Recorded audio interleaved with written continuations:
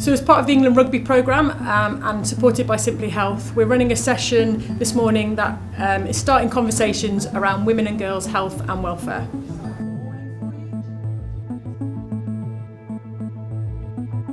Hello everybody. My name's Dr. Emma Ross. I am from The Well.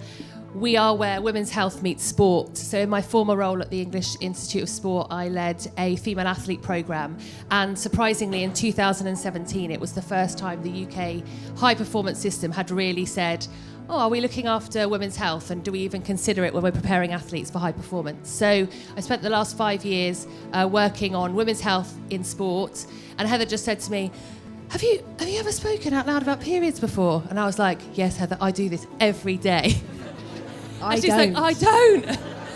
Really happy about this. But enough about me. I want to introduce the wonderful Heather Fisher. Just getting to know some of the highlights of her career, and it was absolutely remarkable. A few that I would like to point out. Heather is a Rugby World Cup winner with 5 World Cups across the 15s and 7s games, 2 Grand Slams, bronze medalist at the 2018 Commonwealths, represented Team GB at the 2016 Rio Olympics, amongst many other achievements, of which one interesting one was that you spent a few years as a GB bobsled athlete. Last year, Heather announced her retirement after playing over 20 years of rugby. So we're really excited to have her today, to hear her experiences of the game. Yeah. I entered rugby on the back of an eating disorder. So for me, confidence and obviously body image, I had hair at the time, was really paramount to me, and it was all about how I should look, what I should be as a female versus what I want to be, and my dream was always to be an athlete. So I always struggle with the fact that I grew muscles, and I know I hear a lot of it now when I do a lot of S&C and mentoring for young girls. It's like, I don't want to get big, Fish. I'm like, you're not going to get big, but we've got to get fit for what we're going to do. So for me, it was about being fit for what I was going to do. But I'd be lying if I sat here and said I was all okay with it. I wasn't. And obviously, on the back of my hair loss, you can imagine a bald female with muscles. I still like a sore thumb. Do you know what I mean? And I still do, but I've had to come to terms with it. So confidence and rugby has been my bubble. It's protected me. It's not until I've transitioned out the last 6 months that I've realised I don't fit into normal life. I'm a bit weird. And rugby has been my safety net, and no one's judged me for having no hair on the pitch and for having muscles. They judged me for my performance, full stop. And that was something that was always close to my heart as a performer. I'm here to do my job as a player and to smash people out of the way. And it doesn't matter what I look like or what I have or what I don't have. And I think that's something that's really important. That message for me has to be honed into young people, because young girls especially, it is about what you look like on Instagram, and that isn't a real world. That is not a real world, and it's got a place. I get it, but it's not real. And the world of rugby accepts you for what you are, and it's based around what you bring to the pitch, and that's what's exciting. Yeah, and I think everyone in this room, particularly coaches and teammates, play a huge role in that. And it's important to not underestimate language, because the moment we say something, maybe it's off the cuff, that attaches value to someone's size rather than their performance, is the moment we instill in girls, oh, that's what I'm being judged or ranked on. It's quite good in a way that we're normalising a conversation that we can pretty, however it needs to be talked about. But again, players are talking about it, but the coaches and the management don't change it. So it's making sure that you have your process in place to make sure if you've heard a conversation that you do something with it, and normalising the fact that going, mate, that's not normal that your period stopped, and having those conversations and then speaking to the nutritionist about it. But then coaches understanding the workload. We've got to be on the pitch training. But if it doesn't suit everyone, it doesn't suit everyone, full stop. And I think it's understanding that player is at their best, and they're at the pinnacle, they're at the point of pressure, whereas this player can be pushed and they've got more in the tank. So it's understanding those individuals and those plans for those individuals, I think, is really important when you're talking about females and especially periods. But actually sometimes you're just a bit in pain, or you just feel like crap because you just come on or the worst is when you're in the middle of a session, you're like, I think I've just come on. You're like Fish, can you not wait? No, I can't wait. I've got to go. Dashing off. Yeah, exit side left. Yeah. But that happens. And because as much as coaches like to say, we'll just get on with it, that ain't possible, and it's probably not the best solution. They don't really understand that, and we can feel it. I don't feel great myself, but sometimes understanding those levels of I suppose, expectation of your girls, or even monitoring, so you don't get to that stage. So stop that from happening. Just monitoring your girls and where they're at. And that, I think there's a lot to be said about having a female as a leader within a squad. Well, we need our guys, but we also need someone. For us, it was always a team manager. And they just check the shorts, they just check everything for us, make sure there's no red patches when we're playing out there in those white shorts, making sure that we're all okay, and talking to the coaches just to dilute stuff, because it does occur, it does happen. It's just being aware and having the support there. Managers always have tampons with them and pads, and it's making sure that you're that coach and you're that person they can go to go, here you go, there's no conversation needed. Just to support them and be there, and just make it so much easier and normal for everyone, and then it will just become the norm. To be honest, I've had guys coaches who've just been amazingly brilliant and soft and on it and just chilled. And it comes back to the mental health and the mindset, and just saying, are you okay? How are you feeling?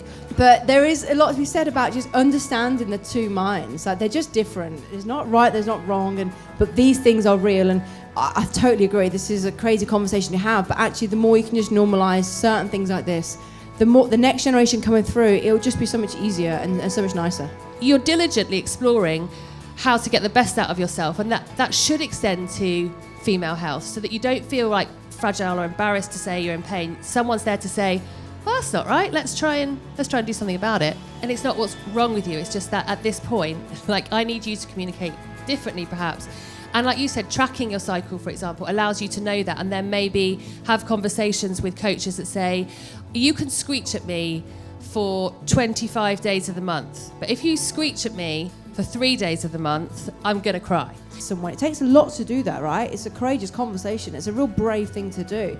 So I think there has to be respect in that communication, and that's something you learn at elite level. Is you want to be comfortable in your kit, and there's nothing worse than having a shirt and it being grabbed and it's just too big, and your shorts don't fit and you're running and you can't lift your legs up. We just sizing us all up properly to make sure it all fitted, literally tailored to us. And it was come on, get in. It's about time that happens.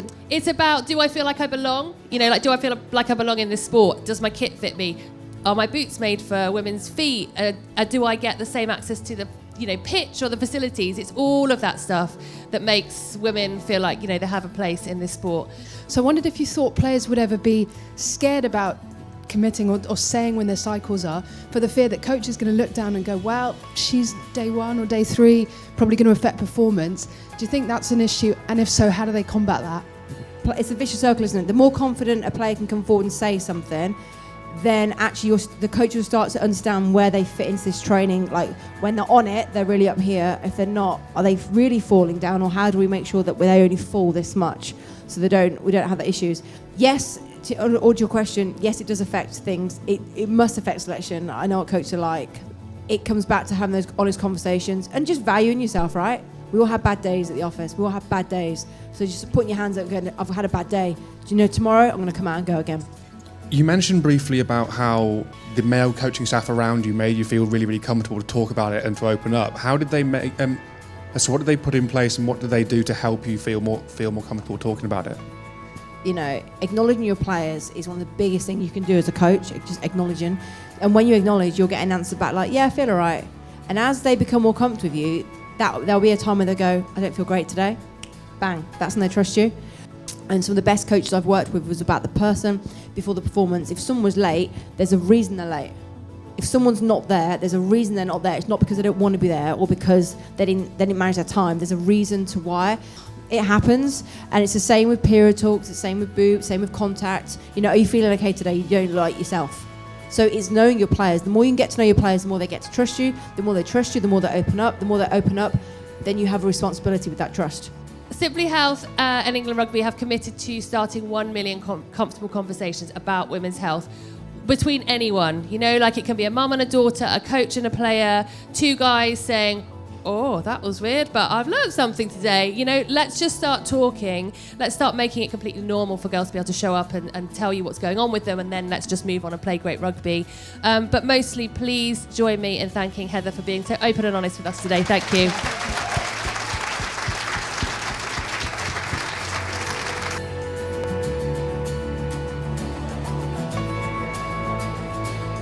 As a girl in society, you're kind of viewed to see your body in the physical appearance aspect rather than the function and what it does.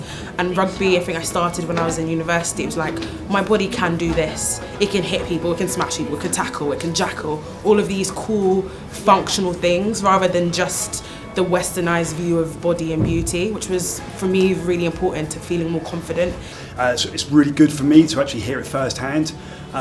The troubles and the worries that they're going through at community level are shared by former Red Roses and elite performers. So I'm really mindful that obviously I'm a male head coach in a women's environment, that I strive to understand more about the physiological side of women and what they're going through. The challenge we're now facing is moving away from quote-unquote traditional coaching methods and moving towards something like the psychological safety side of things, where people do feel safe to say, I'm not up for this today, I can't do it, I need a minute, without having to feel like they've got to keep going through pain or through injury or through perhaps their mood, their mental state isn't right for rugby. It just makes me feel unique, as there's not many girls and there's loads of boys, so it's like, this is who I am, and this is what I do.